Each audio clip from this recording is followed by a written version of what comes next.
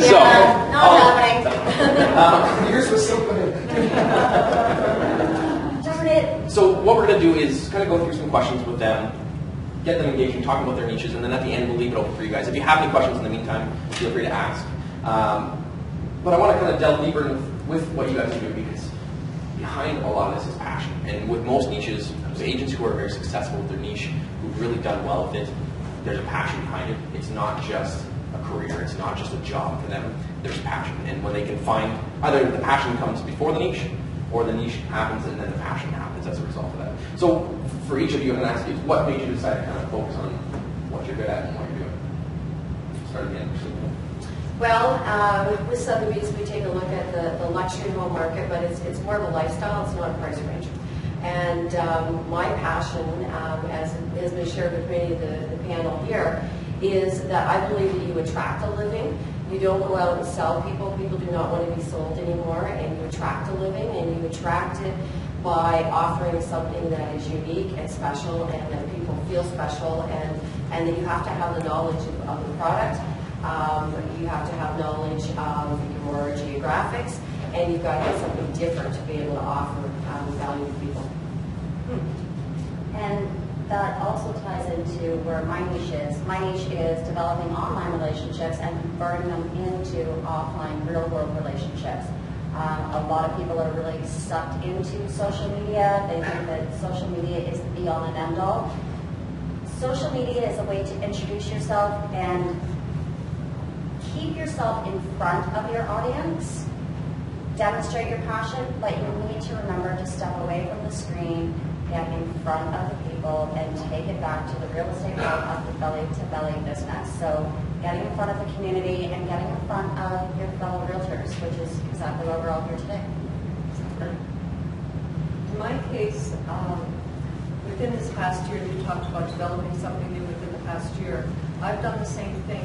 I realize I live in an area that is really desirable for many people who want to live in Toronto and want to live downtown and want to have a specific lifestyle. I'm not saying it's a luxury lifestyle, because there are homes in niche market areas and streets in the Yorkville and surrounding niche area that I deal with that are for first-time buyers, wanting to buy their first-time condo, a young student, perhaps, or starting a young professional couple and have $350 to start or $400, and they're in their mid to late 20s, and they want to be in the Bay Blue or Yorkville neighborhood. There are places for them. It's affordable, and I want to tell that to people. And I want to tell people that there are empty nesters that come down, that there's a niche for them. And there's the step up and step down buyers, there's a niche. So it's not just a particular high lux neighborhood. And I'm trying to disperse that message and dispel that message and build it through social media, which I've done through this past year, through developing Yorkville Lifestyle, which is a Facebook business page. And I talk about lifestyle and food and fashion and show openings and cultural events and real estate. But it's not just real estate. So people are tuning into this that I created a year ago, from 43 friendly fans among family to 1,600 and growing to every week by hundreds, because it's just evolved. With great graphics, I have somebody, I don't do it myself. I have people, I ask for their expertise on the graphic and the tech side. And developing a niche, I'm really marketing and farming my area. And it's an exciting thing, because it's like building a new business from like nothing a year ago. So you can see the passion. And, I'm very passionate. I'm like giving cards out everywhere. I think that's the general theme you're seeing here is passion. And people, like a dog smelling a bone, people can smell if you're authentic or not. And if you're not authentic about it, it's not going to work for you. But if you're passionate about anything, it could be, I have a friend in the audience who is into Comic-Con, things like that. And it's a passion that they'll attract. Two friends. But there are people Well, you have one, I have the other. If you're into chess, if you're into anything like that, if you develop, if you scratch that a little bit, and it's passionate, people are gonna be drawn to you for that. But I really concur with Jen that Facebook, Twitter, Instagram, these are ways of introducing yourself to the public, and the public sees you, and they determine whether you're authentic or not, and they choose to follow you. But I'm a huge believer in referrals. agent referrals and client referrals. That's probably over 90% referral because of walk-in time. Just authenticity. If you're passionate, they will come. They really will. So I want to ask is, a lot of times people will fall into their niche. Sometimes it just happens. It's life circumstances, where they live. Was for you guys when you chose that focus that you wanted to go on? Was that intentional? Did you fall into it, or how did that kind of happen for you? Sure. My niche, I don't know how many of you know our story, but my niche, part of my niche, I guess I'll say, is we were dumped into it. My wife and I started in 97, started supporting the children here when I worked with ReMax the first year. We have a thing called Miracle Home Program. Every house we sell, we donate some money to the savings program. We've donated over $140 million in the last 25 years. ReMax, very powerful program. In 1998, we had our first child, and she was born in the Sick Kids Hospital. She passed away in 20 days. And it changed the direction of my life. Before that, we had traveled, and it decimated us. And the people who saved my life, they were my clients. I was brand new to the business. I had a lot of great clients, though, and they saved us. They were the ones who lifted us up. And so this client group is built over the years, but most people who were there in the beginning remember this tragedy in their lives and how we've turned around and done work for CNN. But it's turned into a wonderful thing. Culminating with last year, leading on this trip, it was in memory of our daughter. And I'll talk about this briefly. It was a year ago right now at ReBar. We were planning this trip, my daughter and I, for about 2 years, really loosely planning. And she wanted to go from our house in Ontario to our house in Costa Rica on Warsaw. And I said, well, why don't we raise money for sick kids? She loved the idea. So, how much can we raise? How much is there? So I talked to Virginia London and some other friends in this room. And I said, it's $25,000 crazy. I said, no, we need $25,000. So, along the journey, people were following us, mostly ReMax, because ReMax agents were supporting the CNN, so they got it right away. We're at $80,000 raised now, and that's all because of our client base and everything. So that's become a niche. So we kind of fell into it. And back to your theme, we kind of fell into that. We didn't choose to do that route, but it's organically driven. There wasn't a business plan driven. Lose first child, steps like that. It's just organically. We've just been led that way.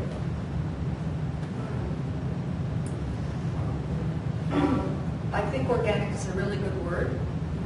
Whatever one does, definitely passion. And if you can connect with that and connect within and connect with people and be authentic in all your relationships, I find one develops a connection with one's clients. And that's what I found in the short while I've been in this business. I love where I live and I love where I work, and I love connecting with clients and helping them. And the fact that the brand has developed and is developing has been through connections. And of course, I think social media, in my case in particular, is probably the biggest thing that's been my farming mechanism. YouTube, which we didn't talk about, has been a huge thing for me too. I was totally terrified to get involved in video 6 months ago. And I asked for help from people. How do you do the iPhone thing going? And so I started going around in Yorkville and interviewing people, and just strangers. And it takes it. So it's beyond real estate. It's just going out there beyond yourself. It's sort of a journalistic experience too. And just saying, this is what I do, and I'd love to connect with you and tell me your story. Like this would be an opening of a store, a special sale, a new restaurant, and it just has blossomed into a new business and a new lifestyle business. So YouTube, I have 2 channels which I've created with some assistance. One is just iPhone hobnobbing around the city where I live, the neighborhood.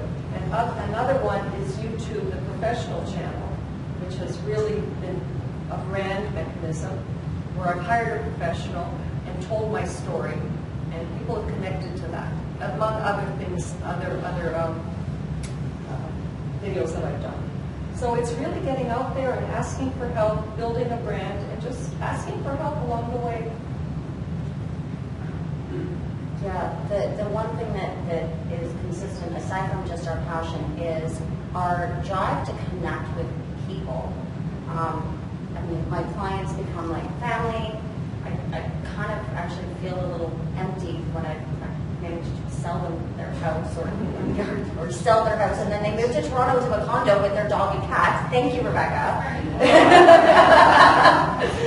But it's been the development of all of my relationships, and it's relationships with real estate agents, clients, whoever the heck wants to talk to me. I genuinely love to learn what makes people tick. I love learning people's stories. So I'm hoping that that comes through in everything that I do. I started on Facebook really because I was told it was the place to be. And I used to sit on the keyboard and I would start talking to people on Facebook, and I did the Twitter thing, but I didn't really get it. Everybody, most people in this room have a Facebook page. Some use it, some don't. It's really an amazing tool to reach out and get to know people, not just in your own area, but in other areas. So take those relationships that you start and initiate online, pick up the phone, call them, talk to them, get out and meet them, and genuinely listen to what they are passionate about as well. I can attest to that while we're playing this. Jennifer said, what's your number? Let me call you. Instead of chatting over Facebook and doing it, you pick up the phone and call, and it makes a difference when you make that personal. It does. So much gets lost in the text translation. So I think that we all need to get back to picking up the phone and meeting people in person, maybe delivering cannolis. You're supposed to organize it today. Yeah, where are cannolis? You didn't organize it. I'm not. Versus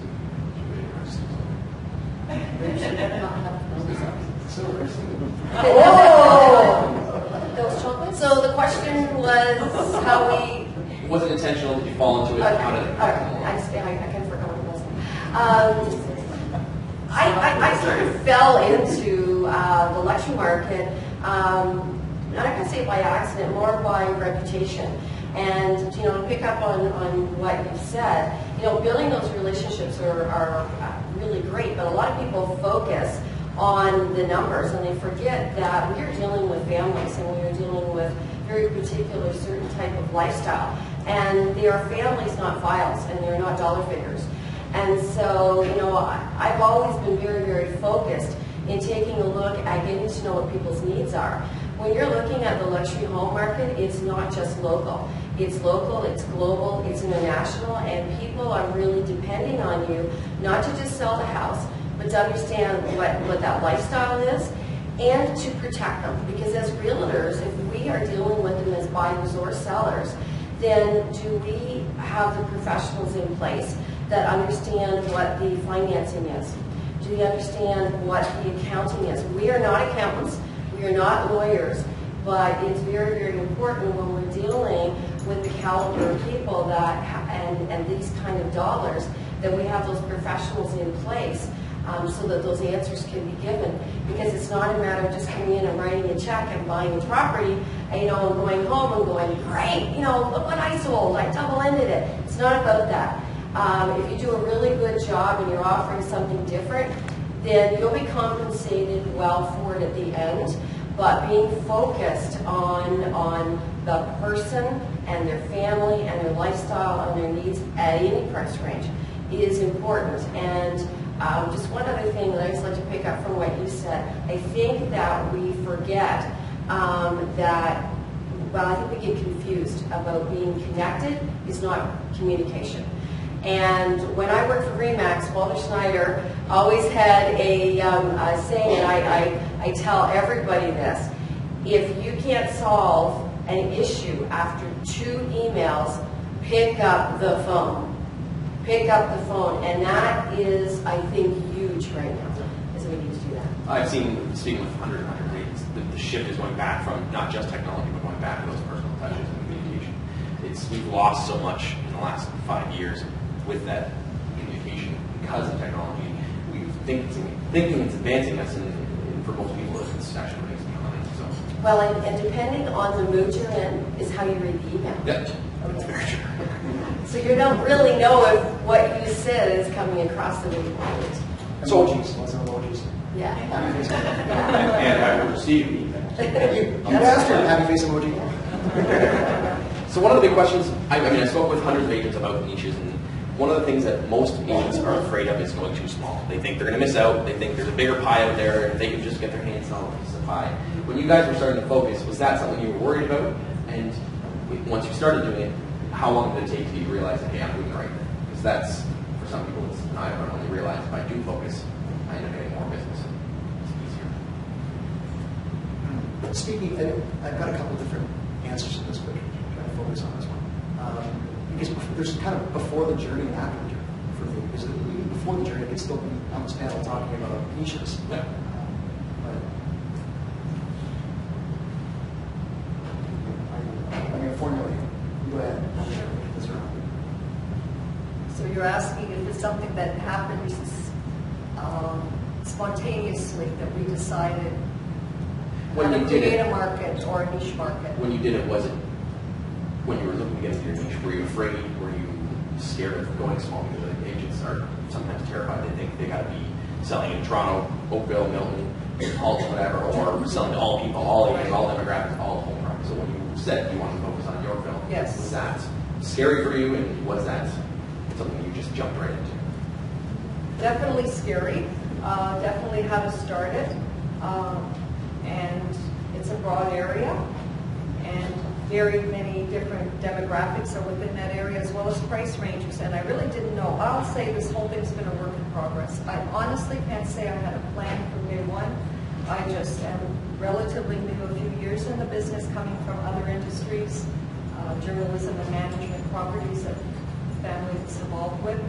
So I thought this would be the next best thing to do, and I enjoy being with people. And I took advantage of the location where I downsized and moved to. Downsized from a big, relatively larger North York home, having a family, empty nesters, downtown. How can I capitalize on my life, and how can I capitalize on where I live? And after a year of not knowing how to begin this niche market where I live, I started just evolving to create something. And it's not a plan.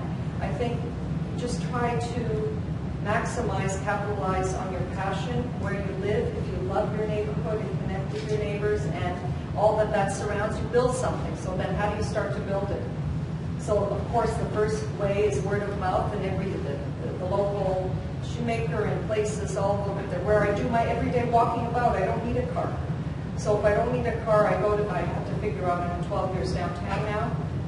Whereas after there are so many shoemakers, this corner, that corner, so you find it, you promote this one, talk to this one, give your card out, and then salons, and then dress shops, and then food places, fancy ones, Whole Foods, Value Mart, all of it. So you've got a little world, a little city, all within walking distance that you don't need a car. So how can we tell that to people? Come downtown if you like that lifestyle, and if it's affordable and all that stuff, and how can you make it work in your life? For students, for young people and young couples and all the age groups. So you have a product. How do you figure out what to do with this product? So I have a product. How do I build it? So I asked people. I had social media people explain to me. I knew nothing about Facebook. I couldn't barely do any technology 2 years ago. I really had no background. I never did it. I just called for help from the beginning. And I now can say that I've learned a ton of apps, and between Evernote and iPad and iPhone and this and that, and I'm thinking, now should I buy a Mac? That's the next big step. Oh, So yes. it's all about, Yes. about everything else. So I'm saying every single thing in one's life should be learning. And I'm saying to people, every day, if it's an exciting day, and you learn something new every day, you meet somebody new every day, it's really a great thing. It's just like it's evolving a new, later in life, start of this. It's like starting a new business and a new career and a new family, like my own little family. And you get pride because you didn't expect it, plan it, think it would happen. And like you said, you can't have a business plan for what you did. No. Some people might try, but it comes back to more organic. It was a purely organic thing that you did. If something's coming into this way, you go that way towards it, right? That's the organic nature. They want to know restaurants. Like, I'm not a restaurant critic, so I go over to That's not restaurant. you are now. No, I'm a critic. That's because Barry doesn't cook. Thankfully. Like burnt water. So bottom line, there isn't a plan for everything in life. Some things just happen. And that's just it. I mean, if you try to overplan everything, I think that you come across as too regimented and not genuine and real, and people don't develop trust in you. They can't see what type of person you are. And in our business, trust is the number one thing that we have. It's the only thing that we have. People are trusting us with their biggest investment in their entire lives, moving up, moving down, moving out, dealing with family members who have passed on and family homes. And we really, honestly, we need to get back to dealing with the people. I hear so many people, well, I'm on Pinterest, Facebook, YouTube, and I don't have time for everything. Okay, great. Which one do you love? Which one do you connect with? Which one's the easiest for you to deal with? Pick one social media outlet and use that.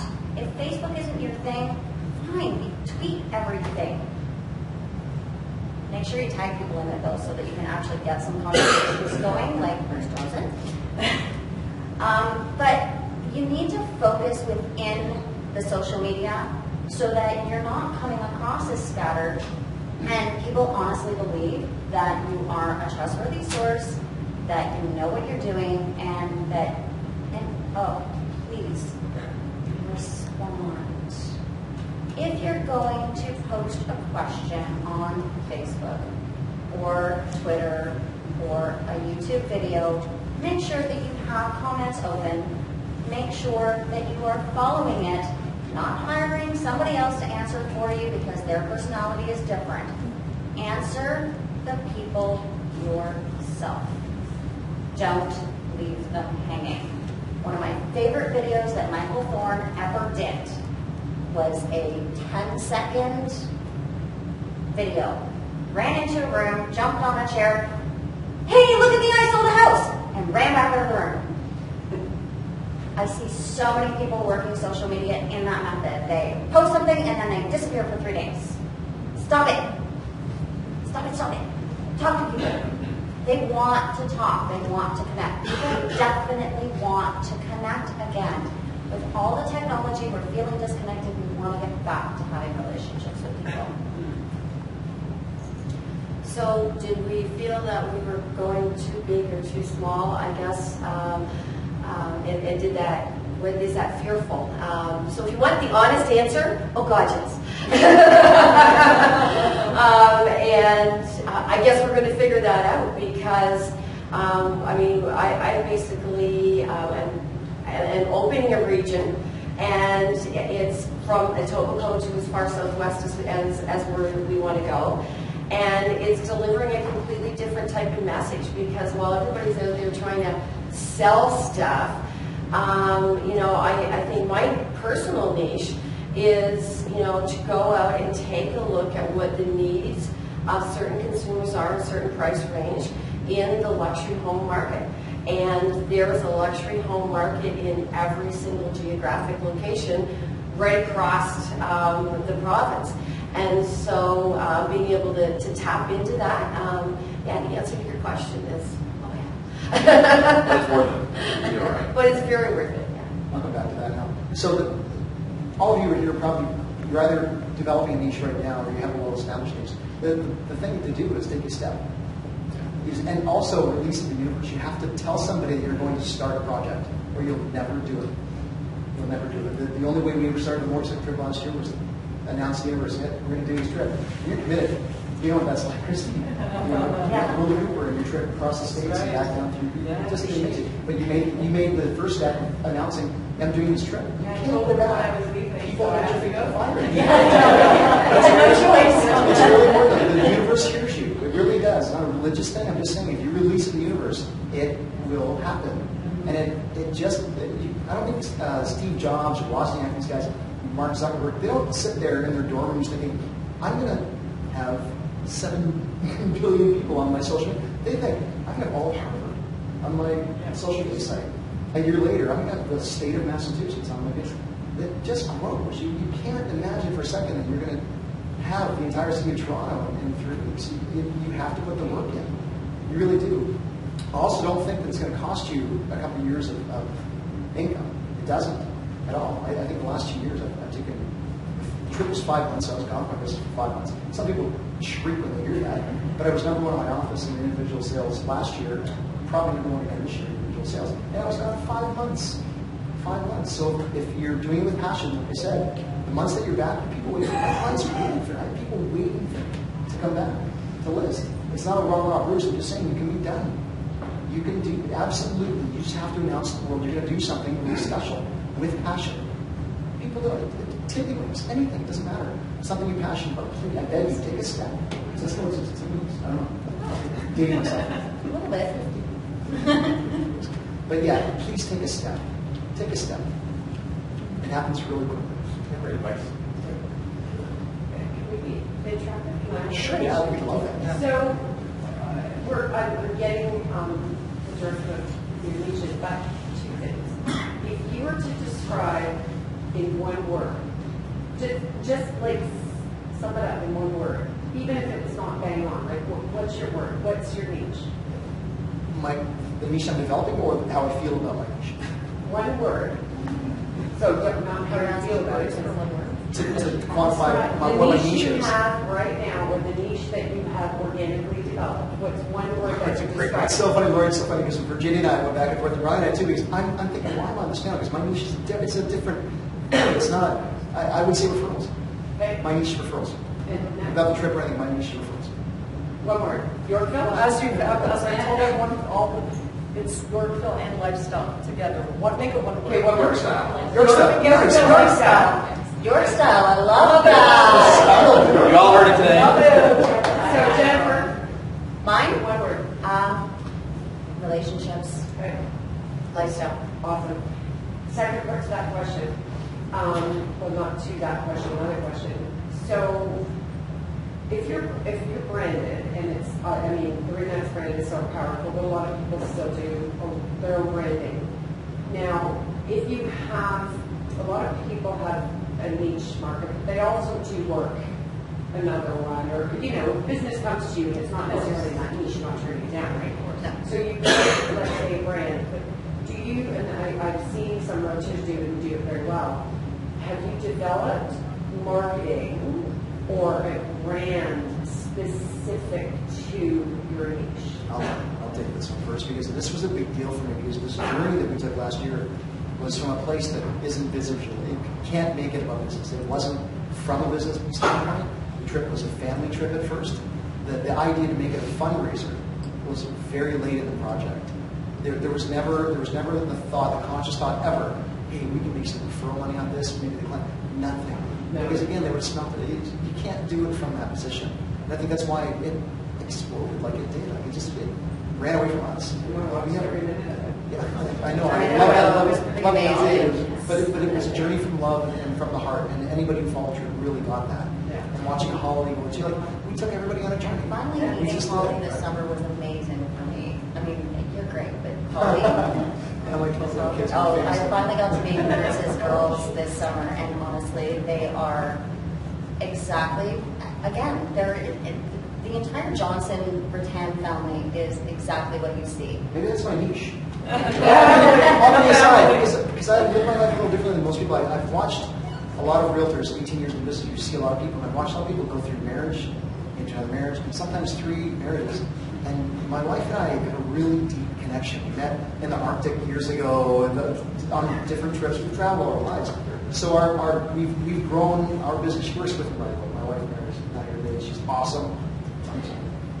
It's being recorded, so you're good. We've grown our business from a family standpoint. Everything that we do, I don't sacrifice anything. My family is absolutely first. On such a higher plateau in business. Some people put themselves out there 24/7. You can call me anytime. You're insane. No, personally, I think that's insane. It can't be reached. The public begins to expect that.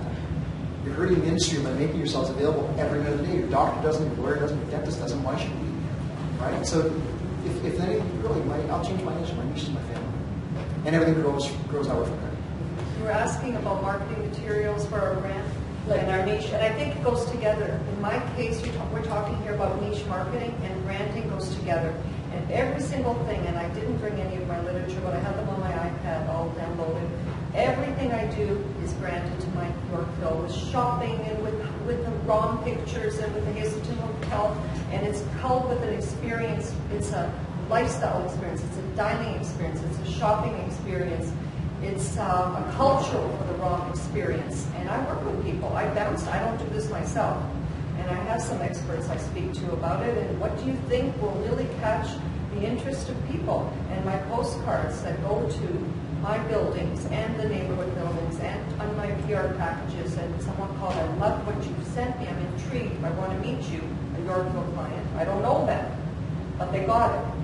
Because it's got something that really brands a lifestyle, and it's not just real estate.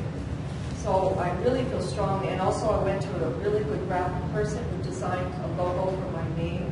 I'm not just promoting it, it's the whole thing. But if you want to do it properly, you have to pay money to have this done. I'm not saying enormous bucks, I really am not, but it adds up.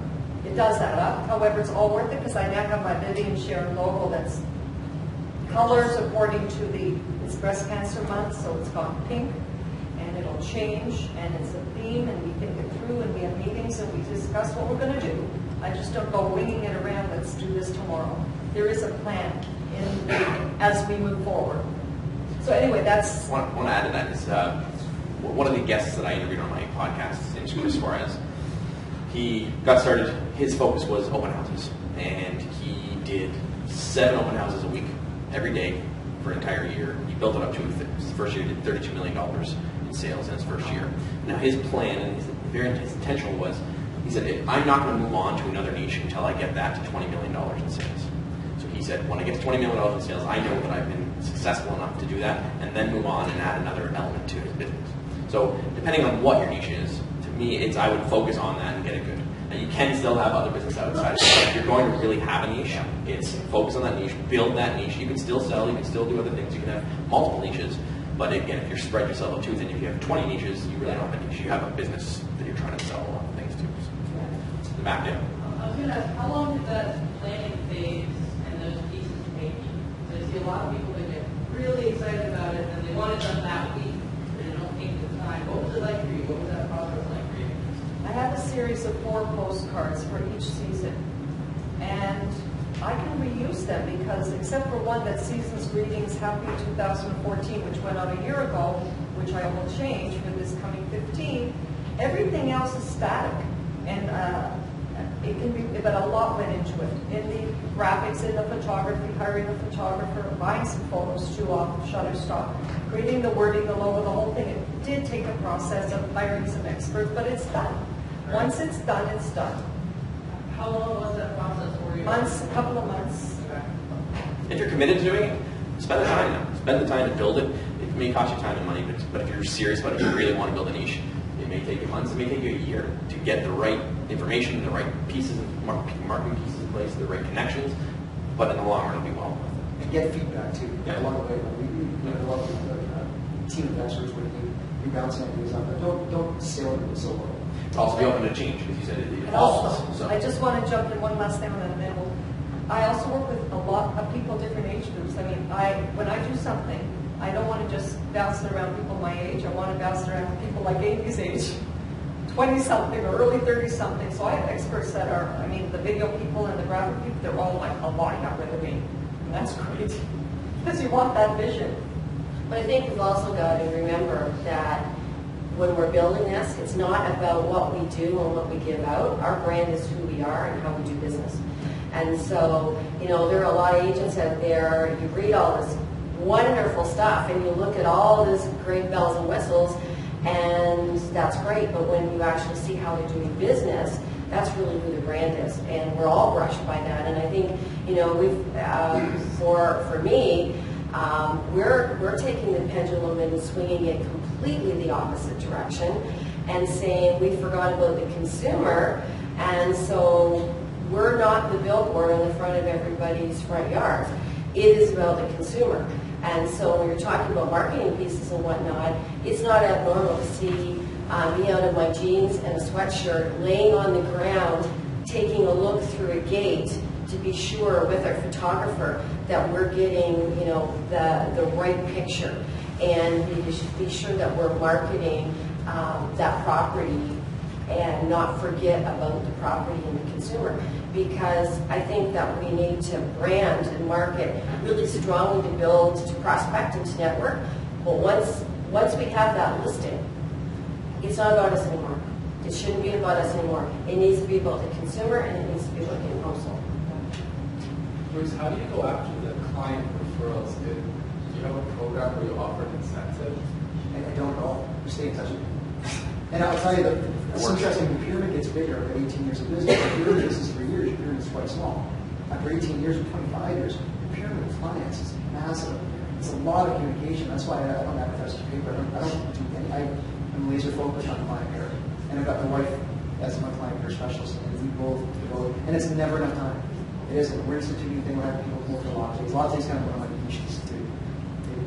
Definitely. That's a niche. To your house. And into the treehouse. And to the tree, yeah, okay. A latte in the I have a treehouse niche. Oh my God. That sounds really bad, doesn't it? You've got a treehouse motorcycle family niche. There you go. See, that's my other niche, because we do lattes and learning once a week at the office. I mean, it's hard. So I think that's because we kill, that's a terrible word. We shower our past clients with a lot of attention. We just try and stay in touch as much as we can. That gets back to being genuine and genuinely caring about people. The number one thing that we hear in our industry is commissionitis. If you make every transaction about dollars, you're never going to succeed in this business. Ever. You may do well for 6 months, you may do well for a year, but if you're not genuinely caring about the people that you are working with, and even not working with, making the decision with them that the move that they wanted to make isn't the right one, being honest and being real with them is going to go a lot further than pushing sales on them. People hate to be sold. I don't care who they are. Don't sell them. Be yourself. Focus on the people. That's the number one thing. There was a great thread that Jill Price, she put something on one of the real estate webs that we follow, and it basically said, look, I'm canceling my bus ads if it was the size of the garbage. You know, something in the people are, where should I put that money? Trash sheet. Where should I put that money? And the main response to that, take a client up for lunch once a week, right? Touch somebody, not inappropriately, we don't do them. Touch somebody in a way that they're going to remember you. That's what. You have to reach out to these people. How odd is it? We've got someone in a car for weeks, and driving around and showing them houses, or we're listing a home, we're there every day, my wife is staging, best friends, and then the deal is done. Nothing. And then you miss them. How bizarre I is it to know, them? right? It was empty. And They need to hear from us. They really do. They know we're busy, but they need to know that they weren't just a commission, like you said. And it's really important to stay in touch. And that's Michelle just had ran for a while. Oh, you ready? Okay. Yes, we are. Yes, we are. So what I wanted to know, and actually this is a message for, I guess, the ladies coming in there, and that is, how are you getting your message out? Like, I know that, I think it was Vivien, you mentioned something about a PR package that you could, deliver to us. I don't know how you did that, but can you explain to me more about what you do in order to get your message out about marketing? well, Or if it is first. Okay, education. I think that we've got to spend a whole lot more time educating the consumer rather than just trying to sell them on us. And if we connect, you could have one person come in and talk to every single one of us, and they'll connect more to one of us than they will someone else. That doesn't mean that we haven't all done a good job. So I think when you're educating, if you are putting on, so we put on seminars, large, small events, and educate, because people don't need a realtor until they need them. So just because we showed up at the door doesn't mean that they're going to list your house. So we really take much more of a focus on educating the consumer and trusting that when they need us, that we're top of mind. What's the sound like? We only have a minute left, so I want to make sure that we... Okay, absolutely anything and everything from lifestyle. Cooking to mortgages to what are the new colors for 2015? Excellent. Yeah. Really, honestly, my clients and my friends talk about me. That I 100% So word of it's mouth. through referral and talking to friends, so not through social media, not. It is through social media, and it's connecting live and in person.